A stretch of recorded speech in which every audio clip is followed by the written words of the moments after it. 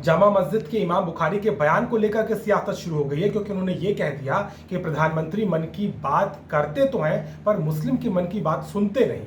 BJP के नेता मोहसिन रजा हमारे साथ में हैं। मोहसिन जी, आपको क्या लग रहा है, इस बयान का क्या मायना है? इमाम बुखारी की बात क्यों कहनी पड़ गई, जबकि आप तो पसमानदा से लेकर के हर तबके के साथ होने की बात करते हैं। वो तो कह रहे हैं कि मुसलमानों के मन की बात मोदी नहीं सुनते। ये हमें बता दें, इमाम बुखारी साहब बता दें, जब ये मुसलमानों का वोट बेचने जाया करते थे कांग्रेस और सपा बसपा के हाथ में, तब उनके कौन से नेताओं ने बात की? हमारे देश के यशस्वी प्रधानमंत्री आदरणीय मोदी जी ने मन की बात भी मुसलमानों की है और हमारे उत्थान की बात और हमारा विकास भी किया है मुस्लिम समाज का। खास करके अगर आप देखें तो पहली बार कोई हमारे देश के ऐसे प्रधानमंत्री हैं, मैं तो उनका भूरी भूरी प्रशंसा और उनका धन्यवाद और आभार करूंगा मुस्लिम समाज की तरफ से कि उन्होंने पासमानदा, दबे कुचले पिछड़े मुसलमान जिनको दबा कर रखा था इन लोगों ने, उनको उन्होंने आच्छादित करने का काम किया है, मुख्य धारा से जोड़ने का काम किया है। ये तो वोट बैंक के तहत जाते थे और बेचकर चले आते थे और कहते थे लाइए मुझे क्या बयान देना है, मैं लाल किले से बयान, अपनी जामा मस्जिद से बयान दे दूं। तो इनके तो बयान जारी होते थे और ये सोचते थे कि हमारे ये जो दबे कुचले हमारे गुलाम मुसलमान हैं ये हमें वोट दे देंगे। ये बात उस समय कही गई जब नूह की घटना होती है, ट्रेन में हमला होता है लोगों पर, और जिस तरीके के माहौल और नफरत की बात वो कह रहे हैं कि अल्पसंख्यक की सुनवाई नहीं है। आप ये बताइए, हम पूछना चाहते हैं इमाम बुखारी साहब से कि वो समय भूल गए आपके पूर्वज और आप लोग?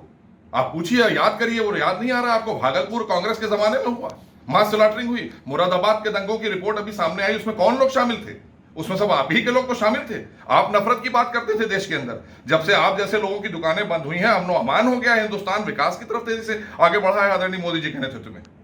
ये बयान देकर के क्या मायना है, वो क्या करना चाहते हैं? क्योंकि उन्होंने एक सामाजिक वैमनस्यता की बात कही है। वो अपनी नई दुकान सजाना चाहते हैं कि शायद कुछ विपक्ष के लोग उनके पास जाएं और कहें कि इमाम साहब मेरे साथ आइए, जैसे पहले कांग्रेस बुलाया करती थी, कभी समाजवादी पार्टी उत्तर प्रदेश में बुलाकर उनके दामाद को मंत्रालय और आच्छादित करने का काम करती थी, राज्यसभा या एमएलसी बना दिया करती थी। तो ये कहीं ना कहीं उस तरफ इशारा है उनका कि साहब हमको कोई नहीं पूछ रहा है, तो आपको क्यों पूछेंगे? दबे कुचले पिछड़े पासमानदा मुसलमानों को पूछेंगे ना, जिनको आपने दबा कर रखा था उनको पूछेंगे। देश के यशस्वी प्रधानमंत्री हैं, 130 करोड़ लोगों के लिए काम कर रहे हैं और सबसे पिछड़ी अगर कोई कौम पड़ी है या कोई समुदाय पड़ा है वो मुसलमान है, क्योंकि मुसलमानों को कभी वोट बैंक के सिवा कुछ समझा कहां इन पार्टियों ने। आज सबका साथ सबका विकास की नीति पर धरातल पर उतारने का काम किसी ने अगर किया है, देश के यशस्वी प्रधानमंत्री आदरणीय मोदी जी ने किया।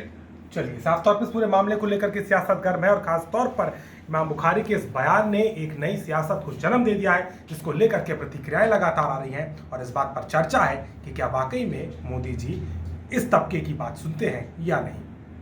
लखनऊ से अभिषेक मिश्रा, आज तक।